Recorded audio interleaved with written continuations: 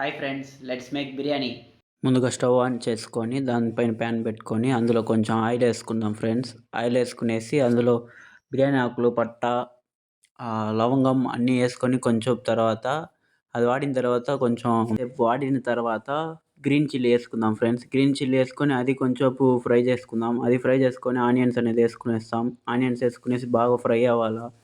Two sides బాగా దాన్ని కలిపేసి బాగా ఫ్రై అయినాక టమాటో కట్ చేసుకున్నాం. టమాటో కట్ చేసి మనం ముందుగా మిక్సీలో అల్లం తెల్లగడ్డ పేస్ట్ వేసుకున్నాం. అది వచ్చి యాడ్ చేసుకున్నాం ఫ్రెండ్స్. అది యాడ్ చేసుకొని బాగా కలుపుకునేసి కొంచెం ఫ్రై అయినాక కొంచెం వాటర్ వేసి దాంతో కూడా కొంచెం లైట్గా వేసుకునేసి మిక్స్ చేసి పెట్టుకుందాం ఫ్రెండ్స్. మళ్ళీ టమాటో వచ్చి మిక్స్ చేస్తాం.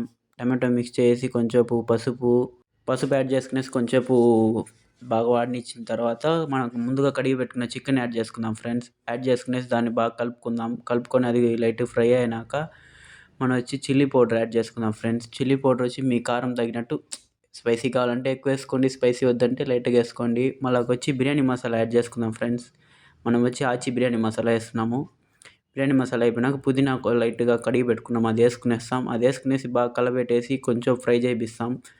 ఫ్రై చేసి మళ్ళీ ఇంకోసారి ఫ్రై చేసేటప్పుడు వాటర్ పోసుకునేస్తాం. వాటర్ పోసుకొని యాడ్ చేసేసి కొంచెంసేపు మూత వేసి పెడదాం. అది వాడిన తర్వాత ఓపెన్ చేసి రైస్ వేస్తాం ఫ్రెండ్స్. రైస్ వేసేసిన తర్వాత కాసేపు కలబెట్టేసి వదిలేస్తాం ఫ్రెండ్స్. అది వచ్చి బాగా కుక్ అయిన తర్వాత మనం వచ్చి దమ్ పెట్టుకుందాం. దానివల్ల కాసేపు మనం అట్లే వదిలేసి ఒక 2 టైమ్స్ వచ్చి కలబెట్టుకునేసి దాన్ని నుంచి ప్లేట్ ఎత్తి మూసేసి దమ్ వేసుకుందాం ఫ్రెండ్స్.